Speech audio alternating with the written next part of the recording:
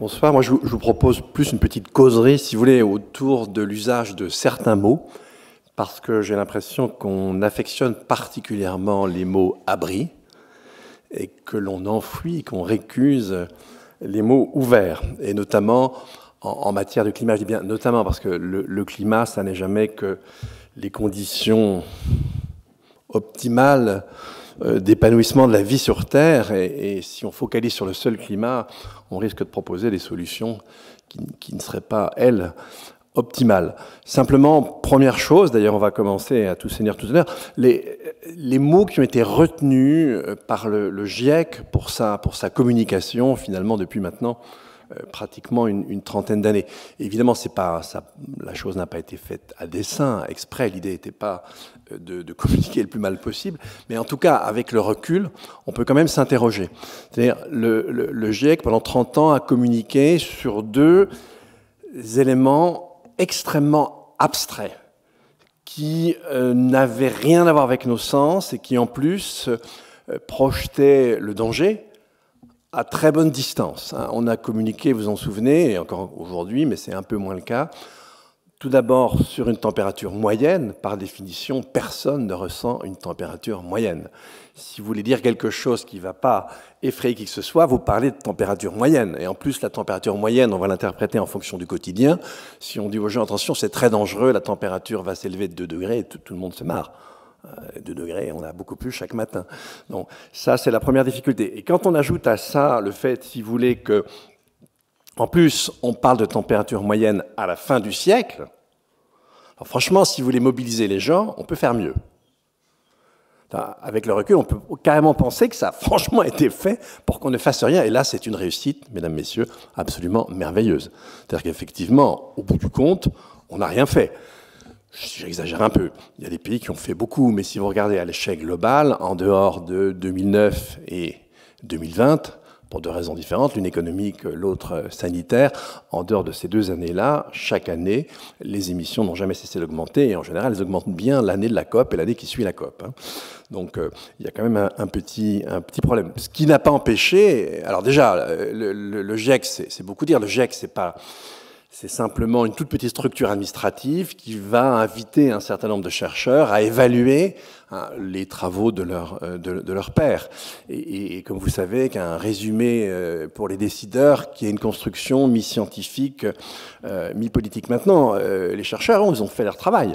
Je vous donne un simple petit exemple. Dans le rapport du GIEC de 2007, on nous annonçait que l'Australie connaîtrait en 2020 des méga-feux. C'est quand même pas mal, hein.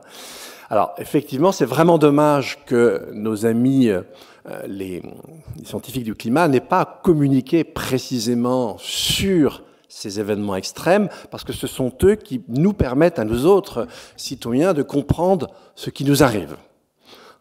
Et effectivement, on voit bien maintenant, il y a un petit déport quand même du discours sur ce genre de choses, mais je ne peux pas m'empêcher de vous transmettre cette anecdote d'un très bon scientifique du climat, je ne vais pas vous dire qui, je ne le dénoncerai pas, sauf en privé, mais là, il faudra m'inviter à un café, eh bien, il me disait la chose suivante, c'est-à-dire que, bon, écoute, moi, jusqu'en 2018, mes modèles, j'entretenais à peu près la même relation avec eux qu'un boulanger avec ses petits pains. C'est-à-dire que c'était quelque chose de très extérieur. Et en fait, d'une certaine manière, je ne les ressentais pas. C'était mon boulot. Quand je rentrais à la maison, j'avais d'autres sujets de préoccupation. Et 2018, vous savez, l'année 2018, c'est l'année à partir de laquelle, effectivement, tout le monde a pu comprendre qu'il se passait des choses bizarres. On commençait à avoir des températures très élevées, à voir des canicules importantes qui se succédaient, etc. En tout cas pour l'hémisphère nord, mais c'était à peu près la même chose pour l'hémisphère sud. Et donc là, me disait-il, l'année 2018, c'est l'année à partir de laquelle j'ai regardé mes modèles de façon très différente. Donc vous voyez, même pour un scientifique du climat, la relation à son expérience, à ce qu'il peut ressentir, est aussi quelque chose de très important. Je vais prendre un autre mot, je vais prendre le mot d'anthropocène. Je fais en quelque sorte une sorte de police des mots. Les pauvres philosophes, corporation à laquelle j'appartiens, n'ont pas grand-chose d'autre à faire, donc j'en suis désolé. Mais autre mot, celui de l'anthropocène. Eh bien, c'est pareil. Alors, on a entendu tout à l'heure le plantocène ou plantanocène, je ne sais plus, mais enfin bon, ouais. Bon, si vous voulez, la chronologie n'est pas la même. Cela dit, effectivement, vous le savez, les plantations ont joué un rôle extrêmement important dans la construction de la civilisation industrielle. Et le bouquin de Kenneth Pombrand sur la grande accélération, effectivement, met les plantations au cœur. Mais l'emballement des courbes, c'est plutôt les années 50 du siècle suivant. Simplement, le mot anthropocène, eh bien, par lui-même, il rend très facile l'interprétation, notamment défendue par Earl Ellis, géographe d'intérêt international, l'interprétation du bon anthropocène. C'est-à-dire l'anthropocène, c'est vraiment la période à partir de laquelle l'humanité affirme sa virilité. Ça rigole plus, c'est nous qui sommes devenus la première force géologique, etc. Tout ça est très sympathique, mais c'est que le début de l'histoire. Et là, on commence à voir la suite de l'histoire. On commence à comprendre les effets boomerang de la puissance de nos actions sur les écosystèmes. On ne fait jamais qu'agir à l'intérieur d'un système d'une façon locale, mais lui, il réagit de façon globale. Et chaque réaction qu'on pourra faire sera suivie de nouvelles réactions. Donc c'est une espèce de course-poursuite par rapport à une instance qui est quand même apparemment beaucoup plus puissante que nous ne le sommes, sans même parler des limites de nos connaissances. Donc en ayant parlé d'anthropocène, on a rendu en quelque sorte très facile cette espèce d'interprétation selon laquelle finalement nos techniques vont nous permettre de nous en sortir. Et quand on ne pense pas que nos techniques vont nous permettre de nous en sortir sur Terre, vous connaissez la suite. On est persuadé qu'elles vont nous permettre de nous en sortir sur Mars. Alors, j'ouvre une petite parenthèse parce que je ne peux pas m'en empêcher. C'est quand même assez curieux de penser que si on n'est pas capable de maintenir la vie sur Terre, on va la créer sur une planète déjà morte. Déjà, le raisonnement est quand même assez spécieux. En plus, un voyage sur Mars, dans les meilleures conditions, c'est 7 mois. 7 mois dans une petite capsule en apesanteur. Vous avez à l'arrivée perdu une certaine partie de votre masse musculaire. Vous avez votre pompe cardiaque qui n'est pas dans un état absolument optimal. Et là, vous arriverez tout seul, il vous faudrait sortir en enfourchant une combinaison de 30 kilos alors que vous êtes à peu près dans l'état d'un mollusque. Ce n'est pas chose très très facile. Bon, mais imaginons, donnons beaucoup d'air, si j'ose dire, à nos amis scientistes, et imaginons qu'on puisse terraformer Mars. Alors évidemment, il faudrait à peu près au moins 1 milliard d'années, c'est assez long, de quoi largement démoder le coupé sport qu'a envoyé Elon Musk sur Mars. Mais une fois que vous aurez fini le travail de terraformation, vous devrez le recommencer, parce que la masse de Mars est insuffisante pour y maintenir une atmosphère qui ressemblerait à l'atmosphère terrestre, etc., etc. Vous voyez bien qu'on est dans un plein délire. Un délire soutenu par les médias, soutenu par certaines autorités, alors même que l'humanité se trouve dans une passe très difficile. C'est sans doute pas la meilleure chose à faire que d'aller raconter aux gens qu'on va pouvoir partir sur Mars. Déjà, ils pensent que la Terre est plate, d'autres pensent que s'ils sont célibataires non volontaires, c'est parce que les femmes sont méchantes, etc. Donc vous voyez, l'état mental de la population n'est pas déjà dans une forme olympienne. Et on ne risque pas de l'améliorer avec ce genre de délire, disons-le. Et de façon générale, beaucoup aujourd'hui de spécialistes en sciences sociales, si vous voulez, des questions climatiques, nous disent que nous sommes partis dans une espèce d'aventure déclaratoire. C'est-à-dire que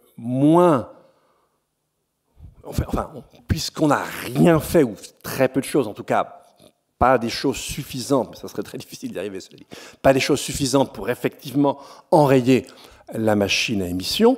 Donc, chaque année qui passe nous contraint, dans l'ordre de la promesse est dans l'ordre du déclaratoire de faire le chemin inverse. C'est-à-dire, moins on a de chances d'agir sur le climat, et plus on promet qu'on va être efficace.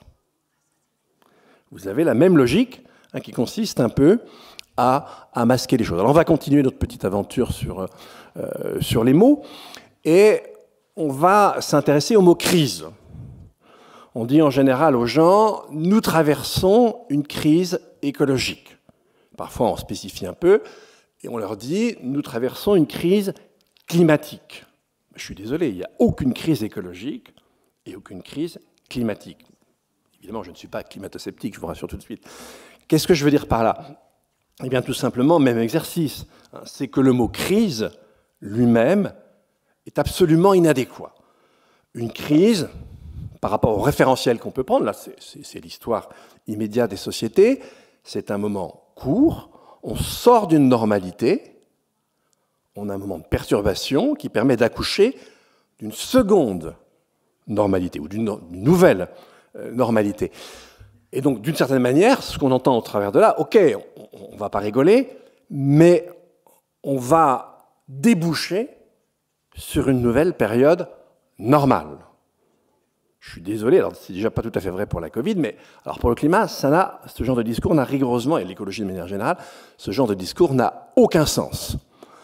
On a compris durant la première décennie de ce siècle que finalement, eh bien, le jeu des stocks n'était pas du tout à l'aune de la durée théorique d'une molécule de dioxyde de carbone dans l'atmosphère.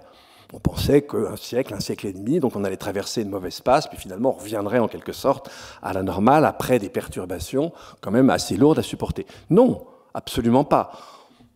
Dans 10 000 ans, d'après pas mal d'études qui commencent quand même aujourd'hui à être relativement recoupées, eh bien, on risque d'avoir encore 35% des émissions que nous aurons envoyées dans l'atmosphère. La température devrait, on peut l'espérer, se stabiliser peut-être à la fin du siècle, peut-être au début du siècle prochain, et pour durer des millénaires.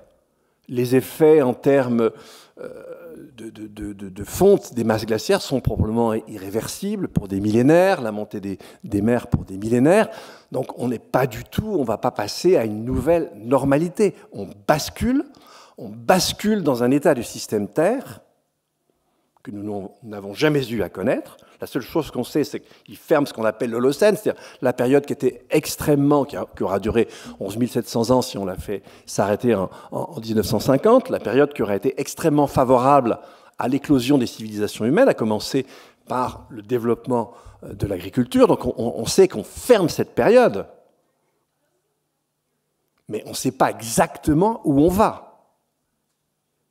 D'autant que le climat interagit avec la biodiversité, qu'on va aborder tout ça avec probablement des pressions sur les ressources, alors évidemment biotiques, mais aussi les ressources abiotiques. Donc on rentre dans une période dont on ne peut pas du tout fixer le terme, dont on connaît certains paramètres, mais de loin pas tous, et avec des phénomènes qu'on découvre d'ailleurs de façon assez récente. La chose que je trouve la plus effrayante et qui renvoie à ce que je vais essayer d'expliciter tout à l'heure, c'est-à-dire ce qu'on appelle l'habitabilité de la Terre, c'est le phénomène de la chaleur humide. Si je me trompe, vous me le direz, mais moi, le premier article que j'ai lu concernant la chaleur humide, c'était un article publié en 2014. Depuis, ils se sont un peu multipliés. La chaleur humide, ça veut tout simplement dire que, par exemple, si vous avez une température de 35-36 degrés, mais avec un taux d'humidité extrêmement fort, eh bien, le mécanisme à partir duquel vous régulez votre température corporelle interne, c'est-à-dire la transpiration, eh bien, ne peut plus fonctionner. Évidemment, la chaleur s'accumule et en quelques heures, vous pouvez mourir si vous n'avez pas des temps de refuge dans des endroits plus frais, et alors en l'occurrence, franchement, réguliers. Ce phénomène de la chaleur humide, on commence à comprendre ce qu'il peut signifier pour nous autres humains. Il n'y a pas de travaux, à ce que je sache, plus larges, par exemple, sur d'autres espèces que la nôtre. Même, je discutais avec un écologue, même sur les écosystèmes végétaux, on ne sait pas non plus ce que les choses peuvent donner. Elles se manifestent Tout d'abord, ça pourrait même s'élargir, mais dans un premier temps, évidemment, c'est dans la zone tropicale, donc là où il n'y a pas de saison, donc ça peut devenir chronique. Dans la littérature, on ne s'attendait pas à pouvoir expérimenter ce genre de phénomène avant la seconde moitié du siècle.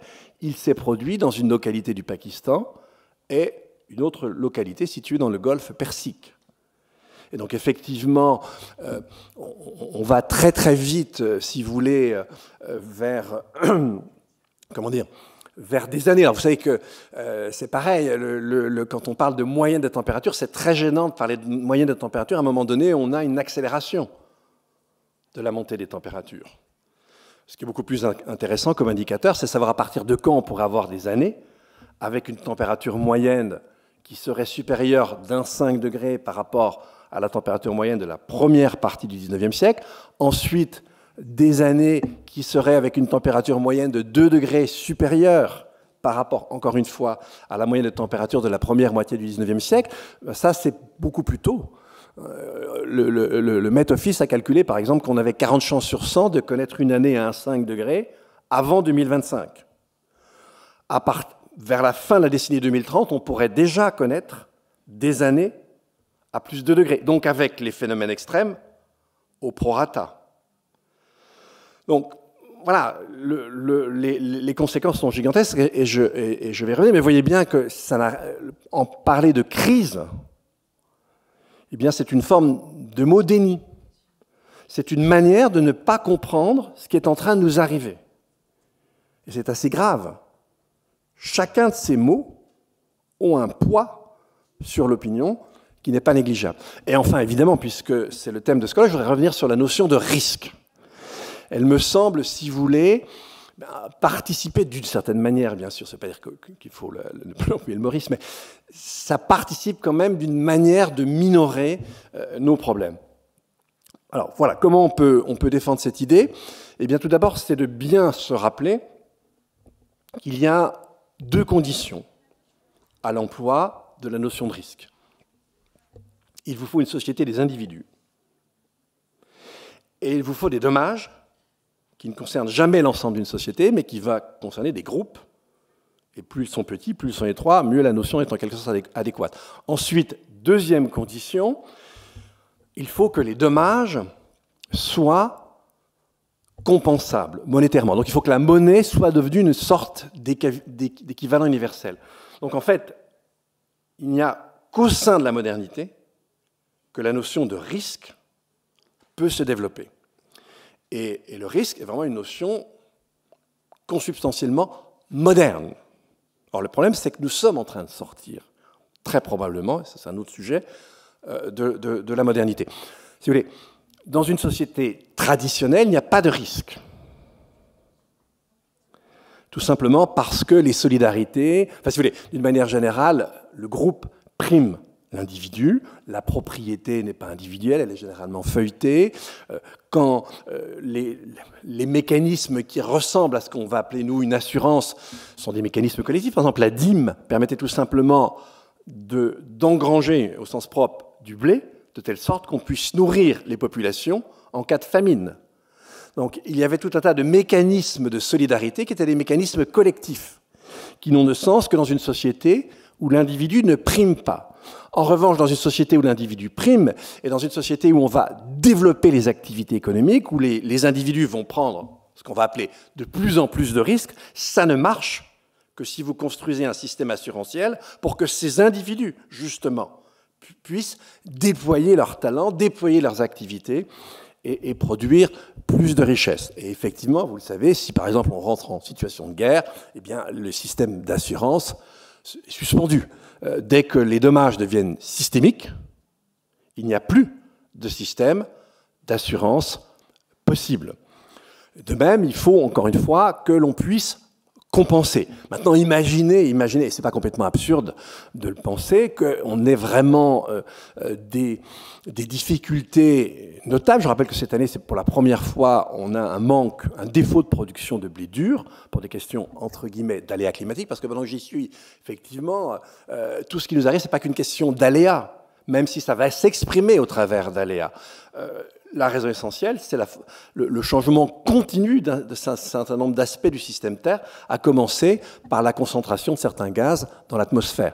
On est sur un phénomène continu qui débouche et qui peut s'exprimer par des aléas au travers de ce qu'on appelle les événements extrêmes. On est dans une situation qui est relativement différente. Si effectivement vous avez des centaines de millions, voire plus, d'individus qui sont condamnés à la famine, c'est sympathique de les indemniser, mais ça ne va pas servir à grand-chose. Et puis, si vous imaginez... Alors, aujourd'hui, on a plutôt ce genre de scénario quand on va dépasser une montée moyenne des températures de 3 degrés, avec le bémol que je vous indiquais tout à l'heure. Là, j'ai une étude dont le premier chercheur est un Chinois qui, en fait, si vous voulez, nous montre que si on est entre 3,5 et 4 degrés, on pourrait avoir au minimum un tiers et le tiers pratiquement le plus habité de la Terre qui deviendrait inhabitable. Donc là, vous imaginez bien que l'idée de compensation n'a absolument aucun sens.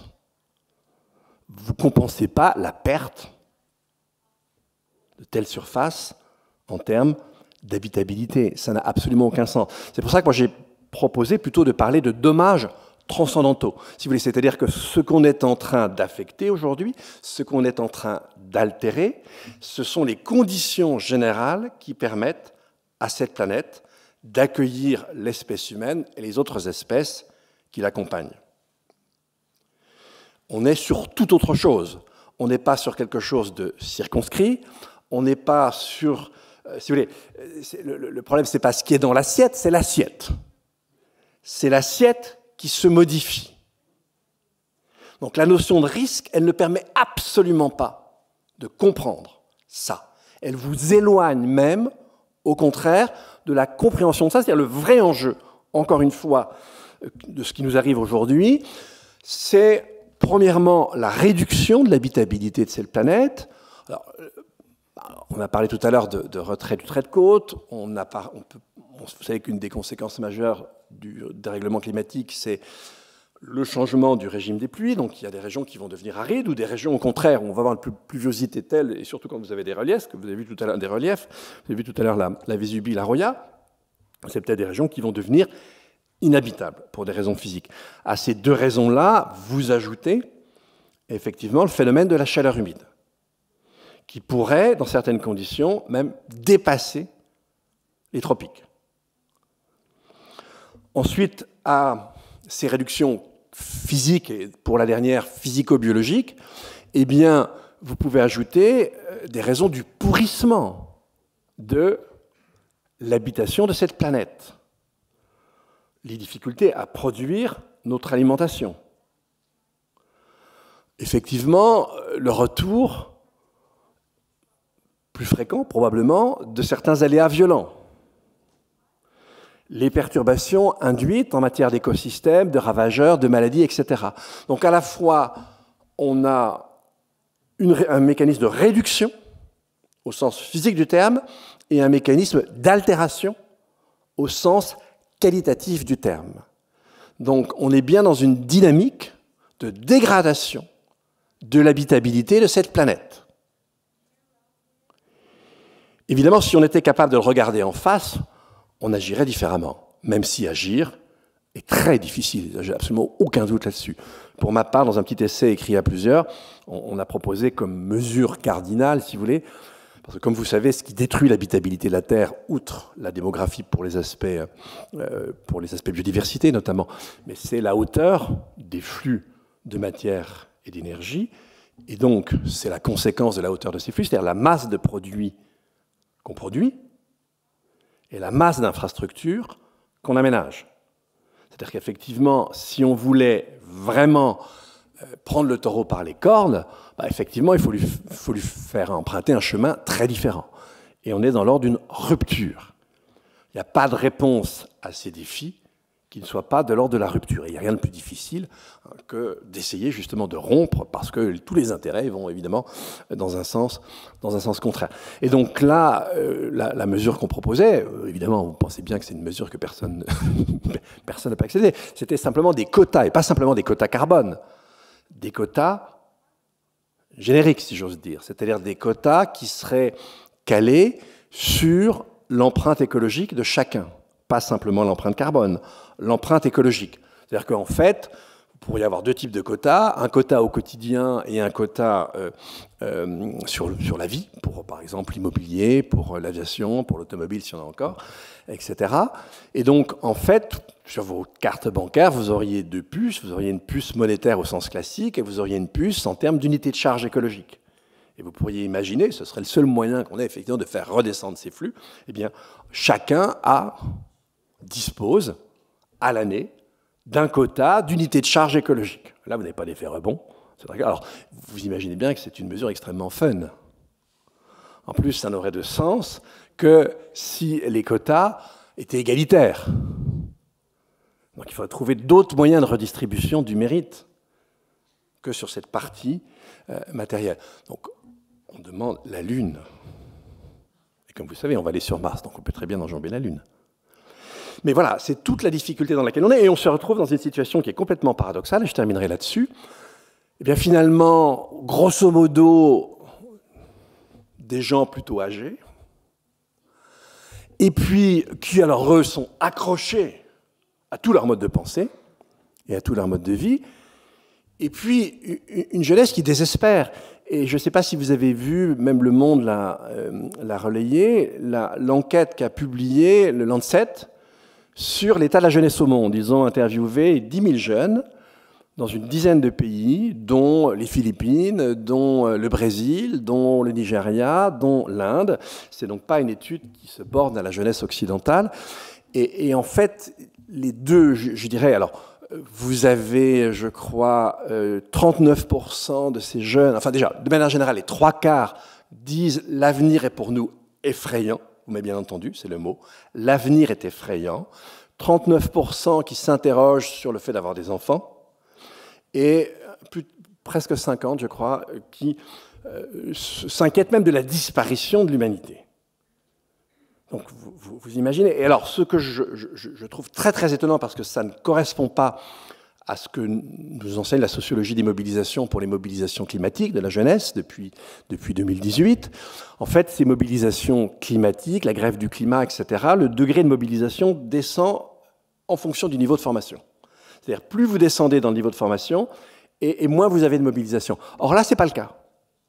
En ce qui concerne l'angoisse, l'éco-anxiété, elle est, en tout cas, auprès de ces 10 000 personnes interviewées sur 10 pays, c'est quand même un échantillonnage qui n'est pas négligeable, avec des origines, des niveaux d'études qui sont très, très différents. C'est 3 quarts des gens interrogés. Donc on a une espèce d'abîme qui se crée entre une jeunesse désespérée et des adultes, et là c'est le pédagogue qui vous parle, des adultes qui répondent soit par leur silence, soit par leur inertie. Mais vous imaginez, mesdames, messieurs, les intérêts qu'on devrait contrecarrer. Oui, c'est juste. Ils sont gigantesques en général, c'est plutôt eux qui ont les mains sur les manettes. Mais bon, voilà, on est dans cette situation. Et je ne pense pas qu'on ait la moindre analogie possible dans l'histoire de l'humanité. D'autant plus que ce qui nous arrive, et je terminerai là-dessus, la grande difficulté de ce qui nous arrive, c'est la rapidité du phénomène. Hein, je vous rappelle que depuis la fin des années 70 jusqu'à aujourd'hui, la température moyenne a en gros augmenté d'1 degré. En 4 décennies. 4 décennies. Et je vous rappelle que, normalement, il peut y avoir des accidents, mais quand on passe d'une ère glaciaire à une ère interglaciaire ou vice-versa, la température évolue d'1 degré par millénaire. Ce qui fait qu'en fait, nos ascendants, mais ça remonte très loin, n'avaient pas conscience du phénomène. Il était très lent. Nous, au contraire, on a un phénomène extrêmement rapide. Voilà, donc, si vous voulez, faisons attention, s'il vous plaît, aux mots que nous utilisons, parce qu'ils contribuent, lorsqu'on les choisit avec un sens insuffisant de la précaution, ils contribuent à maintenir un déni qui, j'imagine que vous serez d'accord sur ce point-là, ne facilite pas le changement. Merci de votre attention.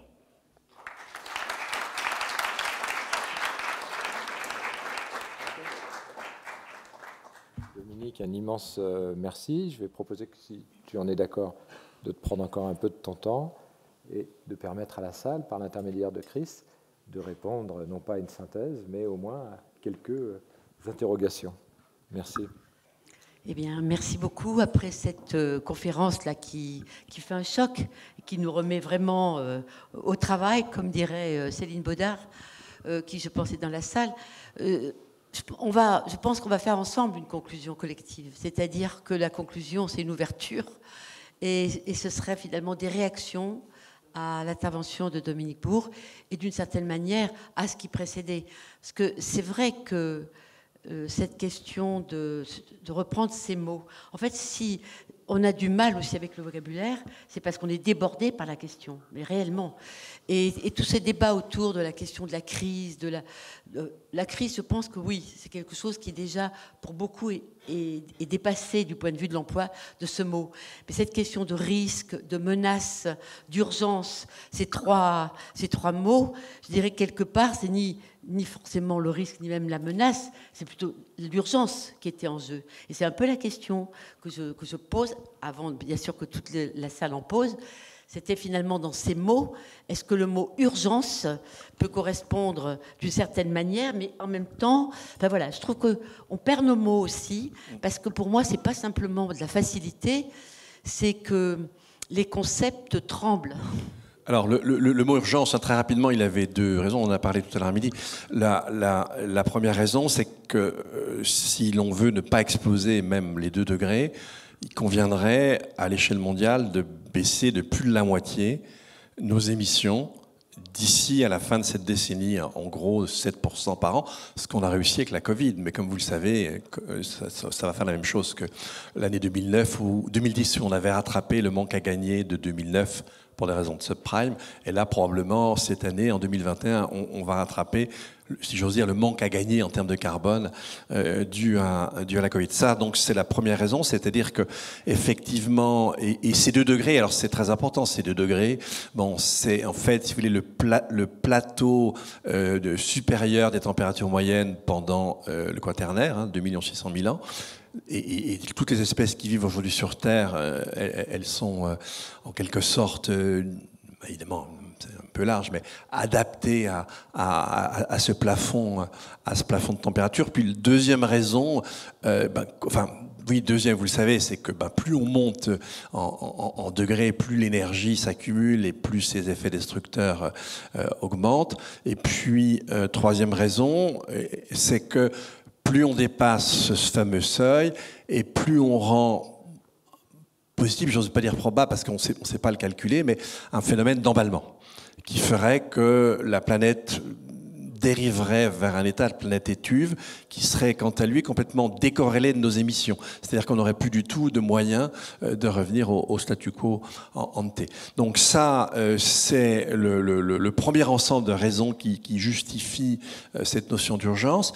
Et puis le deuxième type de raisonnement qui justifie l'urgence, et on l'expérimente d'ailleurs en fait depuis que le GIEC a été créé, c'est-à-dire moins on agit, et plus on recule le seuil à partir duquel on peut avoir un espoir de stabiliser la température. Et donc là, on parle encore des 1,5 degrés. C'est très ambivalent parce que il y a cette question de la différence entre les années et la moyenne dont je parlais tout à l'heure. Puis ça demanderait un effort dont on sait qu'on ne le fera pas. De toute façon, pour pouvoir atteindre cette cible, il aurait fallu déjà commencer pratiquement il y a 1 an ou 2 ans à prendre des décisions drastiques dans la mesure, vous voyez bien que nulle part sur Terre on ne prend de telles décisions. Donc voilà, plus on tarde à agir et plus le seuil auquel on peut stabiliser la température sur Terre s'élève. Et deuxièmement, plus l'effort qu'il faudrait faire devient inaccessible. Et donc en fait, tout l'ensemble de ce que je vous raconte sur le climat dessine vraiment ce qu'on appelle un piège. Il y a une forme de piège, c'est-à-dire qu'on s'est mis dans une situation qui est extrêmement difficile et si on n'agit pas, on pressent certains des drames qui vont nous tomber dessus et agir nous paraît chaque année de plus en plus difficile, voire impossible. j'étais en train de réfléchir, est-ce que ça serait pas une sorte de... Si c'est un changement continu qui va durer 100 ans, 200 ans, est-ce qu'au lieu de faire des petites interventions ici et là, au bord des rivières où il y a des risques, disons, est-ce que ça serait pas plus, je ne sais pas, c'est peut-être un peu radical, une proposition radicale, de penser vraiment à une sorte de grande immigration de l'humanité, mais pas sur le Mars, mais sur d'autres tiers. Peut-être qu'il faut, sûrement, il faut faire des calculs sur les plans où serait plus probable d'être habitable. Si un tiers des lieux habitables, ils vont être inhabitables, donc il y aura sûrement des autres lieux qui vont devenir plus aptes à habiter. Donc au lieu de perdre notre argent, énergie, effort et tout ça, à garder ce qu'on a, je fais un peu écho à l'intervention de ce matin sur l'arc de Noé, de justement trouver des choses qui sont essentielles, qu'est-ce qu'on va garder, et de construire cet arc-là et de déménager là. Un peu, c'est que l'humanité c'était toujours nomade, là il ne faut pas l'oublier, qu'on est quand même des êtres nomades, qu'on peut bouger. Est-ce que ce n'est pas le moment de bouger un peu en grand nombre, mais je ne sais pas, laisser vraiment les villes, au lieu de battre pour les villes portiques, de les garder, de dépenser beaucoup pour sortir de cet état vulnérable. On va se réfugier, on va se recouler un petit peu sur les montagnes, un peu comme font les nomades, pour que ce temps, ce 100, 200 ans, ça passe. Et on va juste dans un état de un peu humanité fragile qui va juste reculer et qui va observer qu'est-ce qui se passe là dans la nature. Et puis voilà, je ne sais pas, je me demande juste cette question, un peu c'est radical. Merci Nafisé. Donc, oui. Sur l'arche de Noé aussi. Oui, ok, mais si vous voulez, ça fait quand même des lustres que nous sommes sédentaires, première chose. Deuxièmement, nous sommes presque 8 milliards. Donc, avec en fait des terres politiquement habitées partout, alors, Dieu merci, ce genre même si on est dans les pires scénarios, ça se déroule sur des décennies. Mais récemment, la Banque mondiale, je crois, a sorti un document sur l'immigration possible avec un chiffre de 250 millions, mais ils n'ont pris en compte que, si je crois avoir compris, ils ont pris en compte que le retrait du trait de côte. Et pas du tout les autres, notamment pas la chaleur humide, etc. Donc en fait, ce chiffre ne veut pas dire grand-chose. Mais vous imaginez, on vous l'a vu tout à l'heure, regardez les troubles politiques qu'ont occasionné les migrations dont il était question tout à l'heure, alors que c'était ridicule par rapport aux populations d'accueil. C'était quelques milliers de personnes. Alors 1 million en tout, mais voilà, là, on est sur des chiffres qui sont totalement différents. En fait, j'ai encore rien lu, si vous voulez, qui regarde de manière froide ce sujet. C'est effrayant. Parce que c'est ok, l'arche de Noé, les amis, d'accord, mais le problème, c'est que les flots sont humains, là, en l'occurrence. Hein. Et donc, franchement, on n'ose même pas y penser. C'est-à-dire, ça nous paraît complètement impensable. Et ça, d'une part, ce qui est difficile dans ce qui nous arrive aujourd'hui, c'est qu'on n'a aucun analogue historique. Alors là, on aurait les grandes invasions, ça s'était quand même pas très bien passé. Bon, mais là, ça serait des flux beaucoup plus importants, avec des territoires beaucoup plus occupés, avec des infrastructures, etc. C'est presque inimaginable. Et encore une fois, si vous en connaissez une, dites-le moi, mais moi je ne connais aucune étude qui regarde ça froidement et qui essaye de faire un minimum de prospective sur ce qu'impliquerait cette possibilité qu'on pourrait connaître dans la deuxième moitié du siècle de courants migratoires constants, importants et encore une fois constants sur des décennies. Ça, j'ai jamais vu la moindre étude qui ait le courage de regarder ça en face, et je suis désolé, mais très lâchement, ne comptez pas sur moi, j'en ai absorbé suffisamment en 30 ans pour ne pas finir ma carrière là-dessus. Xavier ? Oui, merci beaucoup pour les mots d'inquiétude active, on pourrait dire, que vous nous avez proposés. J'aimerais revenir sur ce que vous avez nommé réduire la production de produits et d'infrastructures, parce qu'elle interroge finalement l'architecture. Après ces 2 journées où on est majoritairement entre architectes, à la Cité de l'Architecture, et nous, on sait qu'on a été globalement du côté de la production d'infrastructures, que c'est comme ça qu'on gagne notre vie, que c'est comme ça que finalement la commande architecturale, elle suit l'extension de la ville. Et donc je me faisais cette réflexion après avoir entendu tous les échanges, que aussi l'architecture, elle se définit, elle se réinvente, elle se reformule à chaque période historique. Elle a finalement, elle réfléchit à ce qui pourrait être bien pour demain dans cette sorte de discours théorique qui est déjà une projection, puisqu'après on fait des projets pratiquement. On a une sorte d'esprit en avant, comme ça, avant dans le champ du théorique. Et alors, finalement, ce qui me semble, c'est que sans doute on a un autre horizon, on l'a bien vu, c'est-à-dire qu'il faut arrêter. Je crois, c'était ce matin Thorsten qui disait not building, enfin not to build, to not build. Et comment, en tant que génération, mais aussi en tant que se dire que sans doute il y a un horizon d'attente de l'architecture qui n'est plus du côté de la construction, mais qui est peut-être simplement de la réparation ou la baisse de charge écologique dont on est en charge. Et alors nous, souvent on a mesuré notre compétence à faire tenir des bâtiments, mais aujourd'hui, ce qui ne tiennent plus, ce sont les écosystèmes. Et donc on voit bien que, et ça on ne peut pas le faire tout seul, parce que ce n'est pas à l'échelle de nos compétences à fabriquer des édifices. On le voit bien, et beaucoup d'interventions de ces 2 jours ont montré des alliances avec les paysagistes qui nous ont amené malgré tout des compétences sur le vivant, dans l'aménagement des milieux, et aujourd'hui avec les écologues. Et donc on voit bien que c'est sans doute avec ces autres compagnons de l'invention qu'il faut qu'on réoriente le message globalement qu'on a à envoyer à la société, aux sociétés, en disant c'est pas parce qu'on va nous faire des bons petits programmes un peu verts qu'on va continuer, mais c'est de se dire non, on a une responsabilité, c'est la réparation des écosystèmes.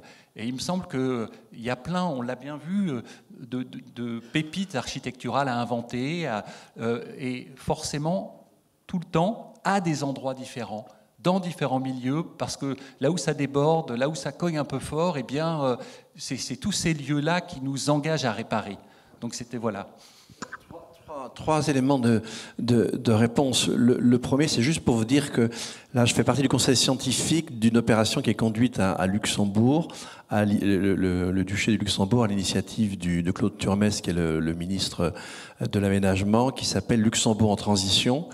Là, il y a 3 équipes qui restent. Ces équipes, au centre, c'est toujours une équipe d'architectes urbanistes, mais ils font justement appel à des écologues, à des forestiers, à des ingénieurs style Carbone 4, etc.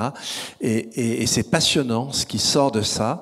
Et effectivement, là, il y a un maillage total entre, si vous voulez, l'urbanisme et les écosystèmes.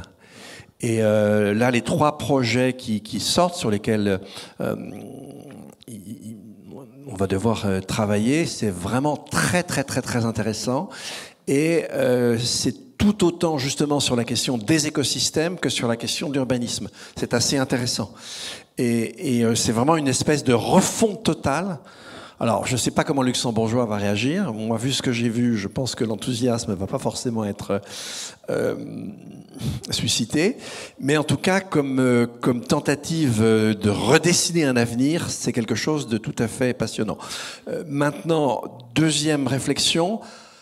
OK, cette histoire de restauration des écosystèmes, c'est fondamental, mais ça présuppose que l'on arrive dans les décennies qui viennent, si on voulait vraiment faire quelque chose, que l'on arrive dans les décennies qui viennent à redescendre à une empreinte écologique de 0,8 planète. Et pas une planète comme je l'ai cru et raconté moi-même. En fait, il faut permettre aux vivants de se restaurer. Et vous avez des papiers dans la littérature internationale, vous regardez un pays comme le Costa Rica, vous regardez un pays comme Sri Lanka, on arrive presque à satisfaire les 11 besoins fondamentaux avec la nomenclature ONU, alors que la manière dont ils comprennent le bien-être est franchement très sujette à caution. Donc ça donne de l'espoir. C'est-à-dire que moi, je suis assez persuadé, si vous voulez, qu'on pourrait vivre mieux, en tout cas avec plus de sens, de façon plus saine et socialement beaucoup plus équilibrée, avec cette empreinte qu'aux États-Unis, avec une empreinte de 5 planètes. Et regardez le bouquin de Keynes et d'Angus Deaton. Angus Deaton, c'est pas un gauchiste, hein, c'était plutôt un néolibéral, sur les morts de désespoir. Regardez le livre de Michael Sandel sur la méritocratie de marché et technocratique, qui condamne les autres à une espèce de folie. On l'avait vu avec les électeurs de Trump. Je pense que là, aujourd'hui, on se détruit en détruisant tout ce qui nous entoure. Et je suis assez persuadé que si on était suffisamment raisonnable et vertueux, c'est-à-dire je demande l'impossible, eh bien, on arriverait à reconstruire des sociétés beaucoup plus harmonieuses. Ça, c'est le deuxième point. Et troisième point qui me paraît très important, ça, c'est une rupture fondamentale. Le premier que j'ai vu qui avait bien vu ça, c'est un économiste néoclassique. En général, c'est pas mes copains, mais lui, je le trouve, il est très très bon. C'est Pierre-Noël Giraud. C'est lui qui avait déjà écrit dans les années 90 L'inégalité du monde et qui nous avait raconté ce qui allait nous arriver. Et là, il y a quelques années, il a produit un livre qui s'appelle L'homme inutile, qui est un très très beau livre. Alors il y a toute une partie sur l'écologie avec laquelle je suis vent debout, mais on s'en fout. Le fond du livre est très très intéressant. Et justement, il disait, voilà, on est rentré en fait sur un temps long où on sait que la démographie va baisser. Quand bien même il n'y aurait aucun problème d'environnement, quand bien même tout ce que je vous ai dit serait faux, la démographie est partie pour baisser. Ça, c'est par rapport au siècle qui nous précède, c'est une rupture fondamentale. Et évidemment, elle affecte complètement votre métier et la manière de l'entendre. En fait, tout ça pour vous dire que c'est vrai, les difficultés qu'on traverse, elles sont gigantesques, mais on voit dans la société d'aujourd'hui, si vous voulez, des espèces de petites perles. Et si vous les maillez entre elles, vous avez déjà le collier d'une nouvelle civilisation. Donc on vit une époque dure. C'est vrai que je ne sais pas comment j'ai encore réussi à ne pas me suicider, bien sûr. Et en même temps, je suis passionné par cette époque. Je suis passionné et je pense qu'elle est donatrice de sens comme jamais. Et ça, c'est plutôt le message qu'il faut qu'on fasse passer à cette jeunesse. C'est pas lui dire déradicalisez-vous, surtout pas, mais ne désespérez pas. Il y a vraiment énormément de grains à moudre. Et dans la société, je vous donne l'exemple. Prenons par exemple l'agroécologie, l'agroforesterie, la permaculture. En fait, je vous renvoie à un livre que j'ai publié dans ma collection de Mathieu Calam qui nous montre que jusqu'alors, il y a eu 4 grands types de sociétés, la communauté agraire, les empires agraires, la cité marchande et la cité industrielle. À chacun de ces types de sociétés a toujours correspondu un type spécifique d'agriculture. Or, aujourd'hui, on a l'agriculture nouvelle, mais on n'a pas la société qui va avec. C'est la raison pour laquelle elle se développe peu. Mais si vous rajoutez à ça les droits de la nature, si vous rajoutez ce qui se fait du côté de l'économie permacirculaire, l'entreprise à mission, enfin différentes choses qui sont assez intéressantes, vous regardez du côté des arts, vous regardez du côté du droit, la promotion des droits de la nature à l'échelle universelle, des morales non anthropocentrées, etc. Vous me faites un petit collier de tout ça et vous avez une nouvelle société. Justement, c'était un peu une question, mais c'est aussi une question par rapport... Pourquoi employer ce mot de restauration plutôt que de régénération? Parce qu'en fait, restaurer, ça fait penser au fait qu'on revient à un état précédent. Voilà, donc c'est impossible. Moi, je suis toujours un peu surprise par ce mot de réversibilité, de restauration. Régénération, c'est une renaissance, parce qu'en fait, dans tout quelque part, ce qui est porté aussi un peu dans la problématique de ce colloque, entre risque, menace et urgence, c'est vraiment quand même cette idée de régénération, de renaissance, c'est-à-dire que c'est pas simplement reprendre les choses pour refaire un peu pareil, c'est profondément renaître à quelque chose de nouveau, à de nouvelles conditions de vie, pour éviter la guerre entre les humains, parce que dans tout ce qui est décrit, on a très peu eu de dystopie à l'occasion de ces 2 jours, mais évidemment, elles sont nombreuses autour de moins l'arche de Noé pour sauver finalement l'humanité dans son ensemble que la guerre des humains entre humains, puisque ce qu'on sait que depuis la nuit des temps, les humains sont toujours organisés pour que quelques-uns exploitent la majorité. Donc je pense que la crise climatique, l'urgence climatique, elle demande aussi une grande conscience politique. Je trouve que parce qu'on a parlé des géorécits, des biorécits, c'est extrêmement important, mais je pense que tous les récits autour, finalement, qui essaient de relier une pensée, on pourrait dire que au niveau du cosmos, de faire un monde commun, avec une politique, c'est-à-dire avec un principe de réalité aussi, la difficulté de faire s'entendre les humains entre eux. C'est vraiment fondamental. Et je pense que vraiment l'architecture, elle a un rôle à jouer, puisque quand même l'intérêt de l'architecture, au-delà de construire et peut-être de ne pas construire, de ne pas bâtir, comme il l'a bien rappelé aussi Xavier Bonneau, c'est aussi de faire des hypothèses de possibilités qui ne seront pas forcément réalisées, mais qui amènent les humains à débattre entre eux pour opter pour telle ou telle piste. Parce que c'est fondamental d'imaginer des possibles. Parce que sinon, on ne peut pas en rester non plus simplement à des données scientifiques, sachant que tous les scientifiques, l'expertise est aussi en permanence des publications de contre-expertise. Actuellement, on voit des textes qui sortent, qui contredisent des autres. Donc, ça participe aussi de créer une défiance généralisée et de penser qu'on va pouvoir s'en sauver en refaisant communauté. Et on voit une certaine pulvérisation, le désir de refaire communauté, mais dans des lieux limités, en se disant on ne va pas pouvoir s'entendre. Donc ça, c'est aussi des scénarios extrêmement importants à explorer. Si je peux me permettre, j'ai juste envie de vous dire, donner comme exemple, parce que ça va totalement dans ce même sens, une entreprise à laquelle je participe, qui est le montage d'une université paysanne. Et donc, on en a parlé tout à l'heure, cette université paysanne, elle se fait, alors la base, c'est la ferme de Sainte-Marthe de Philippe Desbrosses. On construit ça avec l'université de Tours. On a à nouveau une prochaine réunion début novembre avec la ville de Tours et la région, Centre-Val de Loire. Et l'idée, alors elle est très très ambitieuse, c'est de créer une école de bâtisseurs de civilisation, c'est-à-dire sur la base agricole. C'est-à-dire qu'à la fois il y a une formation d'agronomie et en fait ça sera la suite de l'école qui existe depuis 1995, c'est une école de maraîchage en permaculture. Là on va élargir, il y aura au petit élevage, etc. Et puis, on a construit un programme intellectuel, si vous voulez, de paysans philosophes. Je ne sais pas si vous connaissez cet ordre canonial qui existait en Île-de-France au XIIe siècle, qui s'appelait les Victorins, avec Hugues et Richard de Saint-Victor. En fait, leur idée, et ça aurait fait sauter un grec au plafond, leur idée, c'était le paysan philosophe. Eh bien, nous, c'est ce qu'on va réaliser. On va réaliser le paysan philosophe. Alors, mes paysans, vous allez voir, en général, ils arrivent quand même, en général, avec un master ou un doctorat. Ils ont été ingénieurs, avocats, etc. Et ils veulent retourner à la terre. Enfin, retourner, oui. Bon, en tout cas, ils veulent aller à la terre. Et donc, l'idée, eh bien, c'est leur donner une formation de philo, une formation d'anthropologie, etc.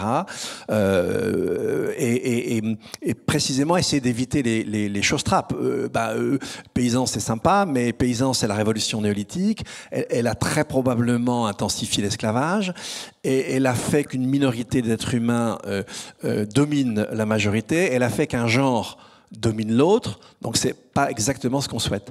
Et donc, du coup, on les fait retraverser tout ça, recomprendre qu'est-ce qui s'est joué avec la révolution néolithique, les rapports entre les genres, etc. Enfin, voilà, on reprend tout ça, on les amène à réfléchir sur tout ça, et après, c'est eux, ils seront des acteurs parmi d'autres, on verra bien. Nous, l'idée, c'est leur donner des munitions enfin, la métaphore est pas très belle, mais pas les guerrières, mais en tout cas, leur donner des vivres pour construire autre chose.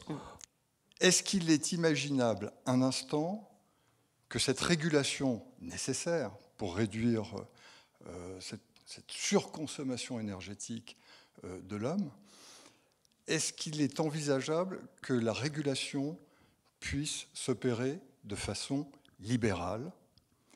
Ou bien pensez-vous, et c'est ce que vous avez suggéré tout à l'heure, qu'il faille nécessairement, à un moment, envisager des solutions autoritaires? J'en citerai qu'une, puisque nous sommes à Paris. Nous avons une mairesse, pour laquelle j'ai la plus grande sympathie, qui, de façon très autoritaire, impose aux usagers de la route de rouler à 30 km/h, etc., etc. Donc, est-ce que les solutions, en dehors de cette université que vous avez évoquée tout à l'heure, est-ce que les solutions peuvent être libérales ou est-ce qu'elles doivent être autoritaires ou est-ce qu'elles seront, par nécessité, autoritaires? Excellente question. Je vais essayer de répondre très, très rapidement, si vous voulez. Alors, déjà, non, ce que je propose, je ne l'ai pas développé, mais ce qu'on propose dans ce petit livre n'est pas du tout autoritaire. On le dit très bien. ça passerait par quelque chose, alors ça ne serait pas constitutionnel pour le moment, mais ça passerait par quelque chose comme un référendum, si vous voulez. Moi, je suis moitié suisse, moitié français. Je vis dans un pays, il y a des votations, il y en a une tous les 2 mois. Hein. Donc, ça passerait par quelque chose comme ça. C'est-à-dire que pour que ça marche, il faut que ce soit accepté. Si ce n'est pas accepté, si c'est imposé de l'extérieur, sans qu'on le comprenne, ça ne marchera jamais. Alors, c'est presque cause perdue, puisqu'aujourd'hui vous avez une fragmentation du paysage de l'information, avec un éclatement de la population en différentes niches, et avec une explosion de ce fait-là des complotismes. C'est-à-dire, imaginez que quelqu'un propose ce que je propose, enfin je veux dire au référendum, au mieux vous auriez 48%, et là je rêve. Mais en Suisse, il y a eu quelque chose comme ça, oui. Il y a eu, pas 40%, mais il y a eu une votation qui était proche de cette idée-là, et qui a eu 36% de votes favorables. Dans un pays où on n'est quand même pas dans la pauvreté. C'était en soi intéressant. Non, hein, si vous voulez, on finira peut-être par déboucher sur des régimes autoritaires, mais là, vous serez dans le style soleil vert. C'est-à-dire un régime autoritaire, c'est des gens en général sans grands scrupules, qui n'ont quand même pas un niveau éthique très, très développé et qui veulent ramasser le minimum de couverture pour eux et imposer l'horreur aux autres. Ce n'est pas du tout ce qu'on propose, que la chose soit claire. Nous, c'était une épure intellectuelle, et on le dit tout de suite, hein, on ne s'est absolument pas soucié des conditions d'acceptation de ce genre de proposition. Moi, c'est clairement dit, mais en tout cas, le faire passer de façon autoritaire, vous le dénaturez. Donc non. Et alors peut-être qu'on verra bien ce qui en adviendra, mais en tout cas, ce n'est pas un genre de choses qui peut passer de manière autoritaire. Maintenant, je trouve que vous êtes pour le coup, disons, trop affirmatif sur une prétendue nature humaine. Il y a une condition humaine, ça c'est clair, nature difficile, mais vous avez des événements historiques qui font que, si vous voulez, vous avez l'impression que les individus ne sont pas du tout les mêmes. Après les guerres de religion, et vous avez déjà ça dans la philosophie du contrat, le seul horizon qui semble possible, bien, c'est la satisfaction ici-bas de ses besoins. Alors que dans les sociétés d'avant, si vous voulez, la structuration par le salut était quelque chose d'extrêmement important et pas du tout d'illusoire. Et si vous regardez justement, on commence à avoir des études qui sont assez intéressantes, manifestement, les sociétés avant le néolithique, il pouvait y avoir de l'esclavage, il pouvait y avoir des hiérarchies, mais le modèle qui semble, d'après les études, si vous voulez, qu'on arrive à faire, une des choses qui semble un peu s'imposer dans l'imagination qu'on a, c'est d'avoir des sociétés qui avaient des types d'organisation qui variaient dans l'année, avec un moment où on se rassemblait tous, relativement hiérarchiques, et le reste de l'année, au contraire, très horizontale. Donc non, faites attention, il n'y a pas une nature humaine complètement fermée. Suivant les conditions historiques dans lesquelles elle se déploie, c'est comme nos talents. Hein. Si vous naissez chez les Haka et que vous avez les gènes de Mozart, vous serez peut-être un polyphoniste hors pair, mais vous n'écrirez pas Così fan tutte. Eh bien, il en va ainsi des autres aptitudes humaines. Si vous voulez, vous ne pouvez pas les substantifier et imaginer que l'individu libéral qu'on a produit, là vous avez raison, le système libéral économique, hein, politique c'est plus compliqué. Les deux, on voit bien aujourd'hui que les deux ne se recouvrent pas aussi facilement que ça, a produit un individu égoïste. Froid, calculateur, égoïste, en général assez bas de caisson. Donc ça, c'est à peu près l'individu qu'on a produit. Franchement, chers amis, il y a mieux, et il y a eu mieux dans l'histoire. D'autres réactions avant que l'on close, que l'on arrête et qu'on se retrouve autour d'un café, d'un verre, et on va peut-être 2-3 réactions encore. Ouais, moi j'ai une question. Ça va être assez rapide. Est-ce que ceux qui prennent la parole peuvent se présenter ? Oui, je vais me présenter. Ouais. Merci. Et ça suit un peu ce que vous venez de dire. Donc, moi je m'appelle Hugo. Je suis pas du tout architecte, je suis développeur, donc plus ingénieur, scientifique, enfin bref. Donc moi, c'était déjà merci pour votre discours. Je trouvais ça super intéressant. Mais je trouve que vous parlez à un public qui est acquis à votre cause, parce que je pense qu'avec ce qu'on a vu juste avant, on est tous d'accord sur le fait que il y a un réel problème, mais vous dites qu'on ne fait pas grand-chose et vous donnez des idées. Donc, par exemple, faire un crédit sur l'énergie.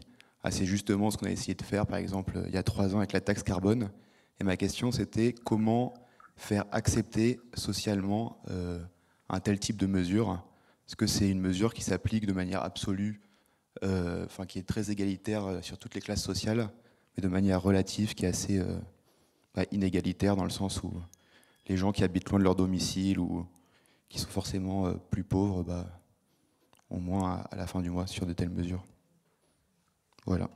Sachant que la taxe carbone, c'est une mesure qui est recommandée par les plus grands économistes du monde, donc c'est sûrement quelque chose de bien.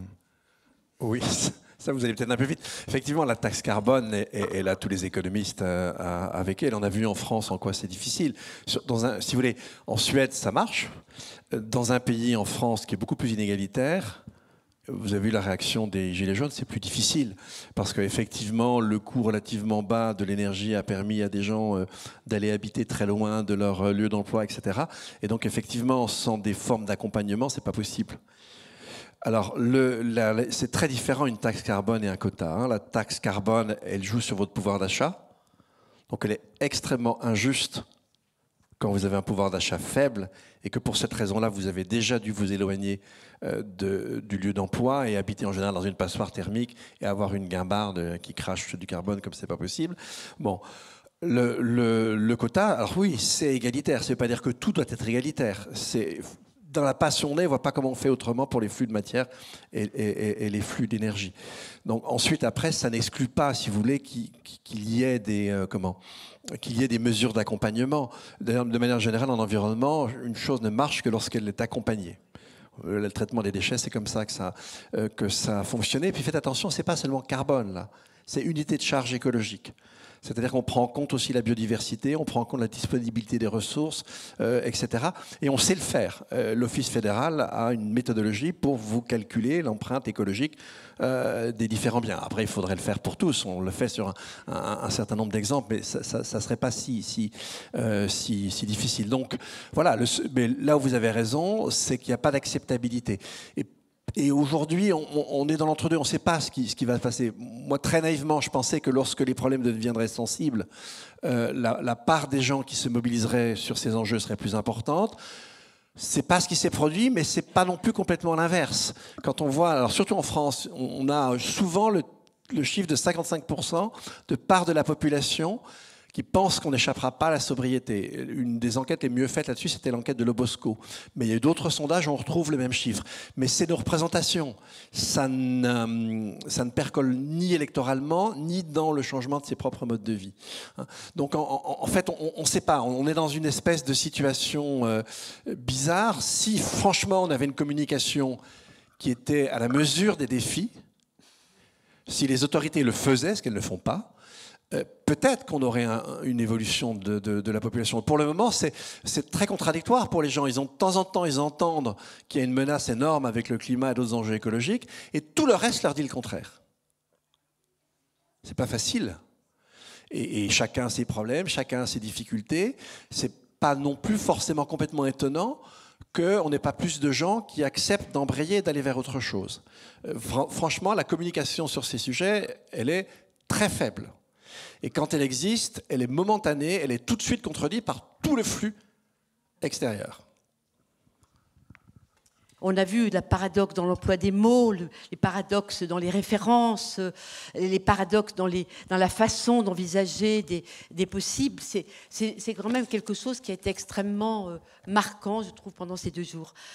Votre intervention aussi, c'est par rapport à ces enquêtes que Dominique, vous avez rappelées sur les jeunes et les moins jeunes. Moi, je pense que la déprime, elle est intergénérationnelle.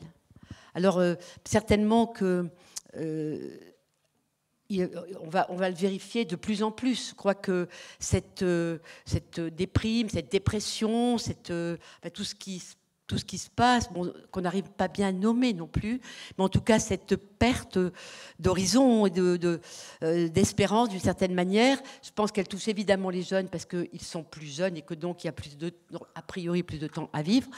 Par contre, je pense que c'est vraiment une des choses les plus partagées. Je pense que c'est certainement quelque chose qui est, en tout cas, si on fait ce colloque aussi, c'est parce qu'on pense qu'il y a des choses à penser ensemble, à réfléchir ensemble, et quand on fait ce couplage, cet attelage, je préfère parler d'attelage de l'architecture et de la philosophie, c'est vraiment cette idée comment possibiliser, comment, de façon spéculative aussi, imaginer. C'est quand même quelque chose qui a été très très présent dans ces 2 jours, sur l'importance d'imaginer des possibles. Et ce n'est pas une formule, c'est-à-dire que c'était à la fois, d'une certaine manière, si on regarde les différentes conférences, qui étaient vraiment, je pense, dans l'ensemble très stimulantes, elles mettent en évidence des connaissances, des apports de connaissances, des nouvelles façons de poser la science, quelque part, au sens des savoirs sur les milieux habités et non habités. Mais en même temps, tout ce qui était autour, justement, d'imaginer, de la prise de risque, et quelque part le risque, il était plus dans le sens de prendre des risques, et pas simplement le concept de risque en tant que tel. Il a été saisi beaucoup dans ces données-là. Je pense que c'est quelque chose d'extrêmement important, et c'est vrai qu'en architecture, on constate que depuis quelque temps, on l'a vu que ce soit à la Biennale de Venise, que ce soit avec les Global Awards, que ce soit dans d'autres domaines, on voit beaucoup finalement de mise en évidence qu'il y a beaucoup de façons de faire, qu'il y a une grande pluralité dans les manières de faire architecture, de faire paysage, de faire territoire, et que c'est ce qui est important, cette diversité, pour finalement faire face à ces urgences qui sont aussi bien climatiques que biodiversitaires, etc. Donc je pense que cette question des paradoxes extrêmement présents, de l'importance aussi, c'est vrai que les mots sont... Alors merci infiniment Dominique de remettre l'accent sur la question du langage et des mots, parce que, et Thorsten parlait aussi de la traduction, de tout ce qui va nous permettre de passer d'un monde à un autre, d'une discipline à une autre, peut-être d'une époque à une autre. C'est quelque chose d'essentiel, parce que parmi les grands attelages entre architecture et philosophie, la question du langage, les mots qu'on emploie, le langage, la façon dont on peut se parler ensemble, se raconter des histoires, elle est absolument essentielle. Alors, je me posais un petit peu, je sais que j'aime beaucoup une phrase de Ricoeur qui dit qu'il y a des époques qui appellent l'utopie. Bon, il l'a dit il n'y a pas très longtemps dans son ouvrage sur les utopies. J'aime beaucoup cette idée, c'est un éloge de l'imagination créatrice, mais pas du tout au sens de quitter les lieux. C'est pour ça que le mot utopie, il pose aussi problème, parce que c'est comme s'il n'y avait pas 2 lieux, alors qu'on n'a pas arrêté de remettre la Terre, Gaïa, ou la Terre, j'aime bien la Terre avec un T majuscule, la planète Terre, mais aussi remettre en question les lieux, les relations entre les choses, celles qui sont bénéfiques à un ensemble, celles qui sont au contraire. Et puis je constate aussi, on n'en a pas beaucoup parlé, mais moi je pense que parmi les grands concepts sur lesquels on va bien s'atteler, architectes et philosophes, ce sera la question de retrouver des formes d'harmonie, des formes de symbiose, des formes de synergie, mais pour de vrai, au sens que ça prend forme d'une certaine manière.